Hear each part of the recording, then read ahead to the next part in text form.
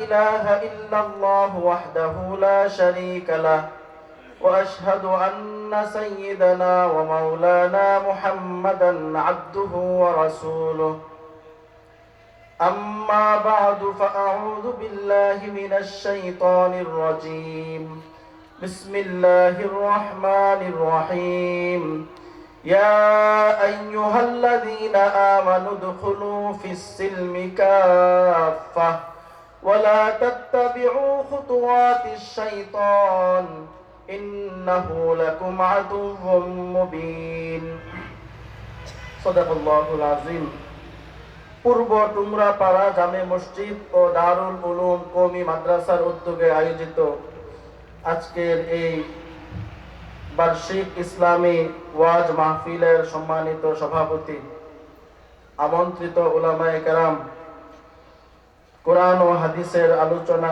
শোনার নিয়তে আগত সম্মানিত মুসল্লিয়ানে কেরাম, আমরা সকলেই আল্লাহ পাকের দরবারে শুকরিয়া আদায় করি যে আল্লাহ পাক আমাদেরকে দ্বীনের কিছু কথা শোনার জন্য এই মাহফিলে আসার তৌফিক দিয়েছেন।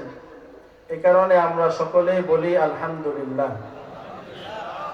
আমরা সকলেই মুসলমান বলেই আমরা এখানে আসছি, ঠিক কিনা বলেন? আমরা মুসলমান কেন? আমরা যে মুসলমান, আমরা কি হিসাবে মুসলমান? আমরা মুসলমান পরিচয় আমরা ধারণ করলাম আমাদের বিভিন্ন জায়গায়। আমরা আমাদের জাতীয়তা বা ধর্ম লিখি ইসলাম, আমরা মুসলমান। একজন কাফের, একজন হিন্দু ভাই, খ্রিস্টান, সে মুসলমান লেখে না, ঠিক কিনা? আমরা লিখি মুসলমান। আর একজন অমুসলিম ভাই, তিনি কি করেন না? মুসলমান লেখেন না। এই যে আমরা মুসলমান পরিচয় যে নিজেদের মধ্যে আমরা ধারণ করেছি, গ্রহণ করেছি, এর কারণ কি বলতে পারেন? আমরা কি এই জন্য মুসলমান যে আমরা মুসলমান বাবা মায়ের ঘরে জন্ম নিছি? আমরা কি এই জন্য? আপনারা আমার প্রশ্নটা মনে হয় বুঝতেছেন না। আমরা একটু অ্যালার্ট, একটু মনোযোগ দেই। আসছি, সময় ব্যয় করে আসছি, এখানেও সময় ব্যয় করতেছে, একটু খেয়াল করি আমরা কেন মুসলমান। আমার পরিচয় মুসলমান কেন? কারণ কি? আমার বাবা মুসলমান, আমার মা মুসলমান, এই জন্য? নাকি অন্য কোনো কারণ আছে? আপনারা বুঝতেছেন নাকি জানি না। তাহলে আমি জবাব দিয়েই দিই, প্রশ্নটা মনে হয় আপনাদের জন্য কঠিন হয়ে যাচ্ছে। আমরা মুসলমান পরিচয় এমন একটা পরিচয় যেটা জন্মগতভাবে ধারণ করার কোনো সুযোগ নেই, রাষ্ট্রীয়ভাবে ধারণ করার কোনো সুযোগ নাই। মুসলমান পরিচয় ধারণ করতে হবে কিছু বিশ্বাস নিজের মধ্যে ঢুকানোর দ্বারা, কিছু কাজ নিজের মধ্যে প্রতিষ্ঠা করার দ্বারা। আপনারা কি বুঝতে পারছেন? প্রথম বিশ্বাসটা কি? প্রথম বিশ্বাস হচ্ছে লা ইলাহা ইল্লাল্লাহু মুহাম্মাদুর রাসূলুল্লাহ। বলেন কালিমাটা, লা ইলাহা ইল্লাল্লাহু মুহাম্মাদুর রাসূলুল্লাহ। এটা হচ্ছে প্রথম বিশ্বাস, যে আমরা মুসলমান পরিচয় ধারণ করেছি। এই পরিচয় ধারণ করার ক্ষেত্রে পরিচয়ের ভিত্তি হবে এটা, যে আমরা লা ইলাহা ইল্লাল্লাহু মুহাম্মাদুর রাসূলুল্লাহর বিশ্বাস আমাদের অন্তরের মধ্যে বদ্ধমূল করেছি, বসিয়ে দিয়েছি, ঠিক কিনা বলেন? পৈতৃক সূত্রে মুসলমান বাবা মায়ের ঘরে জন্ম নিয়ে, মুসলমানদের দেশে জন্ম নিয়ে, অথবা আব্দুল্লাহ, আব্দুর রহমান, এরপরে আব্দুল কুদ্দুস, আব্দুর রহিম, এই ধরনের নাম নিজের নামের মধ্যে লেখে মুসলমান হওয়ার কোনো সুযোগ নাই। এটা ভালো করে খেয়াল করবেন। আমাদের এই জায়গাটায় অনেক ঘাটতি আছে। আমরা মনেই করি না, আমরা মনে করি আমি মুসলমান, দুনিয়ার মধ্যে আমি মুসলমান হয়ে জন্ম নিছি, আমার মৃত্যু হবে মুসলমান হয়ে। কিন্তু মুসলমান হওয়ার জন্য আমার কিছু বিশ্বাস আমার ভিতরে ধারণ করতে হবে, যেই বিশ্বাসগুলো ধারণ করলে আমি মুসলমান, না করলে আমি কাফের। আপনারা একটু বুঝেন কথাটা। একজন হিন্দু, তার কি মুসলমান হওয়ার সুযোগ আছে? নাই? আছে। কিভাবে? সে কালিমার বিশ্বাস তার মনের মধ্যে ঢুকাইতে হবে। এতদিন যেই কুফুরের বিশ্বাস, যেই মূর্তির বিশ্বাস, যেই সমস্ত ভ্রান্ত বিশ্বাস সে করত, সেই বিশ্বাসগুলো বের করে দিয়ে কালিমার বিশ্বাস নিজের মনের মধ্যে ঢুকাইলে এখন কি আর তাকে কাফের বলা যাবে? কি বলতে হবে? মুসলমান বলতে হবে। তার বাবা তো মুসলমান না, তার মা তো মুসলমান না, তাও বলা যাবে? তাহলে মুসলমান হওয়ার জন্য বাপ মা মুসলমান লাগে না। আপনারা কিন্তু একমত আমার সাথে। মুসলমান হওয়ার জন্য বাপ মা মুসলমান লাগে না। বাপ মা কাফের হইলেও মুসলমান হওয়া যায়, যায় কিনা? বাপ মা কাফের হইলে যদি মুসলমান হওয়া যায়, বাপ মা মুসলমান হওয়ার পরে একজন মুসলমানের সন্তানের মধ্যে যদি ওই বিশ্বাস না থাকে, তাকে মুসলমান বলা যাবে? যাবে? যাবে না। এটা মনে রাখবেন। এগুলো খেয়াল করতে হবে। আমাদের অবস্থা এরকম, দুনিয়া নিয়ে আমরা এত ব্যস্ত, দুনিয়া নিয়ে আমরা পেরেশান হয়ে যাই। দুনিয়ার মধ্যে একটু ক্ষতি হইলেই দৌড়ায় ডাক্তারের কাছে যাই। আমার জমি যদি দেখি যে আমার জমির মধ্যে একটা ঝামেলা হয়েছে, এই জমি দখল হয়ে যেতে পারে, দৌড়ে উকিলের কাছে যাই, দৌড়াই আমি ভূমি অফিসে চলে যাই। আমার শরীরে কোথাও যদি আঘাত লাগে, দৌড়ে ডাক্তারের কাছে যাই। আমলের ক্ষেত্রেও ধরে নামাজ, রোজা, হজ, যাকাত, এগুলোর ব্যাপারেও আমরা আলেমদের কাছে যাই যে হুজুর আমার নামাজটা সহি হবে কিনা, কি আমার এই কেরাত পড়লে আমার নামাজ সহি হবে কিনা একটু দেখেন। কিন্তু আরেকটা গুরুত্বপূর্ণ জিনিস রয়ে গেছে, আমার ঈমান। সেই ঈমানের ব্যাপারে আমরা আজ পর্যন্ত কাউকে জিজ্ঞেস করিনি। করছি যে হুজুর আমার ঈমান, আমি তো আমার বিশ্বাস হলো এই আমার বিশ্বাসটা কি ঠিক আছে? আমার বিশ্বাসটা কি সহি আছে? এই বিশ্বাস যদি আমি রাখি, আমার কি ঈমান থাকবে না কাফের হয়ে যাব? আমরা জিজ্ঞেস করছি? অথচ আল্লাহ রাসূল কি বলছেন? শেষ জামানায় এরকম আসবে, আসবাহার রাজুলু মুমিনা ওয়া ইউমসি কাফিরা। একজন ব্যক্তি সকালে ঘুম থেকে উঠবে মুমিন, বিকাল বেলা সে কাফের। বিকাল বেলা সে কাফের। সকালে ঘুম থেকে উঠছে তখনও তার ঈমান আছে, বিকাল বেলা ঈমান নাই। কেমনে গেল? বলেন না কেমনে গেল? এমন একটা কথা সারাদিনের মধ্যে সে বলে ফেলছে, এরকম একটা কাজ সারাদিনের মধ্যে করে ফেলছে, যেই কথার কারণে, যেই কাজের কারণে কখন যে তার ঈমান তার ভিতর থেকে চলে গেছে এটা আর সে বলতে পারে না। অনেক কাজের দ্বারা ঈমান চলে যায়, আমরা খেয়ালও রাখি না। রাসূল করিম সাল্লাল্লাহু আলাইহি ওয়াসাল্লাম বলেছেন, লা ইয়াসরিকু সারিকু হিনা ইয়াসরিকু ওয়া হুয়া মুমিন। চোরে যখন চুরি করে তখন তার ঈমান থাকে না। ঠিক? চোরে যখন চুরি করে, চুরি করার সময় তার ভিতরে তার ঈমান থাকে না। ওয়ালা ইয়াজনি যানি হিনা ইয়াজনি ওয়া হুয়া মুমিন। ব্যভিচারী যখন ব্যভিচার করে তখন তার ভিতরে ঈমান থাকে না। তাহলে এই যে আমাদের মধ্যে কি এমন মানুষ নাই যে চুরি করে? বললে অনেক কথা বলা যাবে, অনেক। আমাদের মধ্যে এত সমস্যা আসছে। আজকে মুসলমান, আপনাদেরকে যদি আমি রাসূলের জামানার দিকে একবার তাকাইতে বলি, একটু তাকায়া দেখেন। রাসূলের জামানা ছিল গরিবের জামানা, রাসূলের জামানা ছিল একেবারে অভাবের জামানা। মুসলমান যখন ধীরে ধীরে ইসলামের উপর পরিপূর্ণরূপে চলে আসলো, তখন তাদের হালত, আর্থিক অবস্থা এত বিরাট অবস্থা হইল, এত ভালো হইল যে যাকাত নিয়ে বাজারে বাজারে ঘোরা লাগে। যাকাত নিয়ে বাজারে বাজারে ঘোরা লাগে যে আমার কাছে যাকাতের মাল আছে। এটা একটু সংক্ষেপে বলি আপনাদেরকে, যাকাতের হালত কি। ইসলামের দৃষ্টিতে মাল দুই ধরনের। কয় ধরন? মাল কয় প্রকার? দুই প্রকার। একটা হলো আমওয়ালে জাহেরা, মানে দৃষ্টিগোচর হয় এমন মাল, যেই মাল লুকায় রাখা যায় না, যেই মাল কি করা যায় না, চাইলেও লুকায় রাখা যায় না। আপনার গোয়াল ভরা 2-250 গরু আছে, আপনি কি লুকায় রাখতে পারবেন?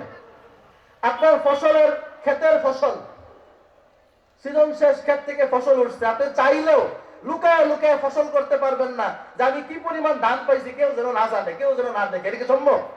সম্ভব না। ব্যবসার মাল কি কেউ লুকায় রাখে? লুকায় রাখলে ব্যবসা হবে? ব্যবসার মাল ডিসপ্লে করা লাগে, সামনে সবার সামনে দেখাইতে হয়। এগুলো হচ্ছে আমওয়ালে জাহেরা, অর্থাৎ গবাদি পশু, গরু, ছাগল, ভেড়া, দুম্বা, উট, এগুলো লুকায় রাখা যায় না। ক্ষেতের ফসল লুকায় রাখা যায় না। দোকানের মাল কেউ লুকায় রাখে না। এগুলোকে বলা হয় আমওয়ালে জাহেরা। আমওয়ালে জাহেরা মানে বাহ্যিক মাল, দৃষ্টিগোচর হয় এরকম মালের যাকাত রাষ্ট্রের লোকেরা আইসা, রাষ্ট্রের কর্মচারী আইসা ব্যক্তির কাছ থেকে হিসাব করে করে নিয়ে যাবে। অর্থাৎ ক্ষেতের ফসল ঘরে উঠানোর আগে যাকাত দিয়ে পরে আসতে হবে। আপনার গরু কয়টা আছে এটা হিসাব রাখা রাষ্ট্রের লোক আসবে, ইসলামী রাষ্ট্র হইলে রাষ্ট্রের লোক আইসা হিসাব করে নিয়ে যাবে। আপনার দোকানের মাল এটা আপনি তো সামনে রেখে দিচ্ছেন, রাষ্ট্রের লোক আসবে এক বছর শেষে হিসাব করে নিয়ে যাবে। আরেকটা মাল আছে আমওয়ালে বাতেনা, গোপন মাল। গোপন মাল হইল টাকা, পয়সা, স্বর্ণ, রূপা। এগুলি কি করা যায়? গোপন রাখা যায়, অন্য মানুষ জানে না, দেখে না, এভাবে কি করা যায়? রাখা যায়। এই মালগুলোর যাকাত আল্লাহর বিধান হচ্ছে ব্যক্তি দিবে, রাষ্ট্র দিবে না। রাষ্ট্র তো জানে না তার মাল কই কই আছে, তো ব্যক্তির উপর আল্লাহ ছাইড়া দিচ্ছেন এই মালগুলোর যাকাত ব্যক্তি দিবে। আমি আপনাদেরকে অবস্থা বোঝানোর জন্য এই কথাটা বলছি। রাষ্ট্র যখন তার ওই যে বাহ্যিক মালের যাকাত নিয়ে গেল, এরপরে গোপন মালের যাকাত নিয়ে বাজারে বাজারে ঘুরতেছে। আপনাদের কারো যাকাত লাগলে বলেন, আমার কাছে যাকাতের মাল আছে, আমি যাকাতের মাল দিবার চাই। যাকাত দেওয়ার লোক নাই, বলেন না সুবহানাল্লাহ।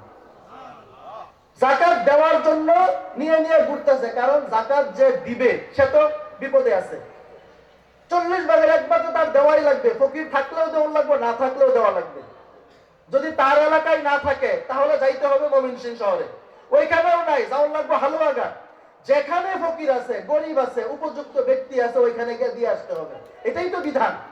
এখন যাকাতের মাল নিয়ে নিয়ে বাজারে ঘুরে যাকাতের মাল নেওয়ার মতো কাউকেই পায় না। এটা কখন?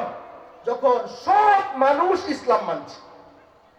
আর বর্তমান জামানায় আমাদের হালত এরকম হয়েছে, আমরা মনে করি ইসলাম আমার উন্নতির পথে বাধা। আমি চাকরি করতে ঢুকছি, এখন যদি আমি ইসলাম মতো কাজ করি আমি চাকরির থেকে কামাইতে পারতাম না। ব্যবসায়ী চিন্তা করে আমি এখন ব্যবসায় ঢুকছি, আমি যদি ইসলাম মানি আমি 2 নাম্বারই করতে পারতাম না, আমার উন্নতি হবে না। ঠিক কিনা বলেন? আমাদের হালত এটা যে আমরা মনে করি যে যেই পেশায় আছি প্রত্যেকে নিজ নিজ পেশায় আমরা মনে করি আমি যদি আমার পেশায় যদি আমি ইসলামী বিধিবিধান মানি তাহলে আমার কি করা হবে না? উন্নতি করা সম্ভব হবে না, আমি ধনী হইতে পারবো না। অথচ আল্লাহ রাসূলের সাহাবায়ে কেরাম আমাদেরকে দেখায় গেছেন ইসলাম পরিপূর্ণরূপে মানলে যাকাত নিয়ে বাজারে বাজারে ঘোরা লাগবে, এত সম্পদ হবে, যাকাত নেওয়ার মতো লোক থাকবে না। এই যে আমরা 2 নাম্বারি করে করে যে এখন ইসলাম না মাইনা নিজ নিজ পেশায় 2 নাম্বারি করতেছি, এই 2 নাম্বারি দ্বারা কি আমাদের সমাজ থেকে যাকাত খাওয়ার লোক সরে গেছে? কমে গেছে? বন্ধ হয়ে গেছে? নাকি অভাব বাড়ছে? অভাব বাড়ছে। দুঃখের কথা আরো শুনেন, নামাজি ব্যক্তি, আমি আমাদের সমাজের কথাই কই, আপনাদের সমাজে নাও থাকতে পারে। আমার সমাজ আপনাদের এই কাছেই, গফরগাঁও। আমাদের সমাজের কথা বলি, এমনও দেখছি নামাজি মানুষ একজন সৎ চাকরিজীবীর উদ্দেশ্য করে বলে এত বছর চাকরি করে কিছুই করতে জানে, অমুক তো দেখি পিয়নগিরি করে 5 তলা বিল্ডিং করে আছে। আপনাদের সমাজে এরকম নামাজি নাই? আমাদের সমাজে আছে নামাজি মানুষ, নামাজ পড়তেছে এই বিশ্বাসে যে নামাজ পড়তে হবে জান্নাতে যাওয়া লাগলে, আমার জন্য জান্নাত আছে, আমার জন্য জাহান্নাম আছে। এই ব্যক্তি আরেকজনকে বলতেছে জীবনে কিছুই করতে পারলা না, তোমারে কে কইছিল এত সততা দেখাইবার লাগা, চাকরি করলা তুমি বাড়ির মধ্যে একটা ঘর তুলতে পারলা না। আর অমুকরে দেখো মিটার রিডিং এর চাকরি করতো, পৌরসভার পিয়নগিরি করতো, আজকে দেখো শহরে যে জায়গা কিনা 5 তলা বিল্ডিং করে রয়েছে। এইটা নামাজি ব্যক্তির কাছে বেশি ভালো, বিশ্বাস নাই। মুসলমানের হালত খারাপ হওয়ার কারণ হচ্ছে এটা। এই কারণে আমি আপনাদেরকে এই দিকটাই একটু মনোযোগ দিতে বলি। মনোযোগ দেন নিজের ইমানের প্রতি, ইমান ঠিক থাকবে, আমল ঠিক থাকবে, তাহলে আপনাদের জন্য পরকালে অনেক অসীম সীমাহীন পুরস্কার থাকবে।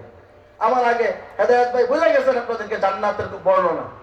রাসূল করিম সাল্লাল্লাহু আলাইহি ওয়াসাল্লাম হাইসা মজা করে করে একদিন বলতেছেন যে সর্বশেষ যে ব্যক্তি জান্নাত থেকে জাহান্নাম থেকে বের হয়ে জান্নাতে যাবে ওই ব্যক্তির হালত কেমন হবে সেটাকে আমি তোমাদেরকে বলবো।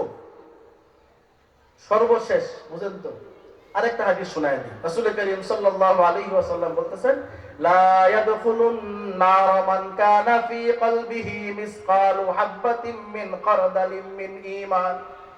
যে ব্যক্তির অন্তরের মধ্যে সরিষা দানা পরিমাণ, সরিষা দানা তো আরো ছোট, সরিষা দানার চেয়েও ছোট, এতটুকু পরিমাণ ঈমান যে ব্যক্তির অন্তরে আছে সেই ব্যক্তি চিরজীবনের জন্য জাহান্নামে প্রবেশ করবে। লা ইয়াদখুলুন নার, কোথায় ঢুকবে না? জাহান্নামে। যার ভিতরে সরিষা দানার চেয়েও অল্প পরিমাণ ঈমান যার ভিতরে আছে, লা ইয়াদখুলুন নার, রাসূল বলতেছেন ওই ব্যক্তি চিরস্থায়ীভাবে জাহান্নামে ঢুকবে। কতদিনের জন্য ঢুকবে? তার যদি পাপ থাকে অনেক, ঈমান যদি সরিষা দানার চেয়ে কম হয় তাহলে তো পাপ বেশি থাকবে, কি বলেন?